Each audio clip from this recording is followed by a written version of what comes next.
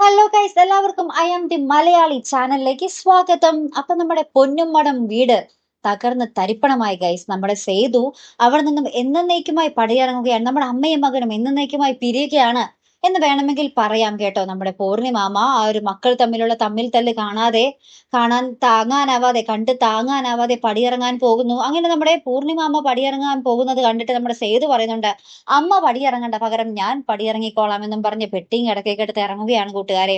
കാരണം എന്താന്ന് വെച്ചാൽ നമ്മുടെ അച്ചു അറിഞ്ഞു നമ്മുടെ ഋതുവാണ് നമ്മുടെ ഓട്ടോ കത്തിച്ചതിന് പിന്നിലുള്ള ഒരു കാര്യം. അങ്ങനെ നമ്മുടെ അച്ചു നമ്മുടെ ഋതുവിനെ നമ്മുടെ പൂർണിമാമയുടെ മുന്നിൽ കൊണ്ടുവന്ന് നിർത്തി ഋതുവിന്റെ കാരണം അടിച്ച് പൊളിക്കുന്നുണ്ട്.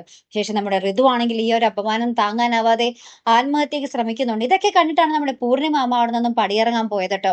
പക്ഷെ പൂർണിമാമയല്ല ലാസ്റ്റ് ഇറങ്ങിയത്, നമ്മുടെ സേതുവാണ്. അപ്പൊ നമ്മുടെ പല്ലവി ഭയങ്കര സങ്കടത്തിലാട്ടോ. അതിന് പിന്നാലെ നമ്മുടെ അച്ചു ആരോഗ്യ തേടി രാത്രി പുറത്തേക്ക് പോകുന്നുണ്ട്. ശേഷം ചെന്നപ്പെടുന്നത് നമ്മുടെ ഇന്ദ്രന്റെ കയ്യിലായിരിക്കും. അപ്പൊ ഇന്ദ്രൻ പിടിച്ച് കെട്ടിയിടുന്നുണ്ട്.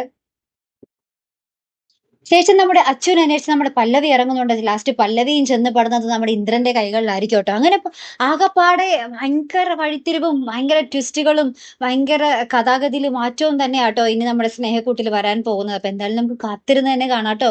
പല്ലവി ഇനി ആര് രക്ഷിക്കും? നമ്മുടെ സേതു ഓൾറെഡി പോയി കഴിഞ്ഞു അല്ലേ. അപ്പൊ എന്തായാലും ഇനി നോക്കി തന്നെ കാണാം. അപ്പൊ അടുത്തൊരു വീഡിയോയുമായി വരുന്നത് വരയ്ക്കും here I M the Malayali signing off.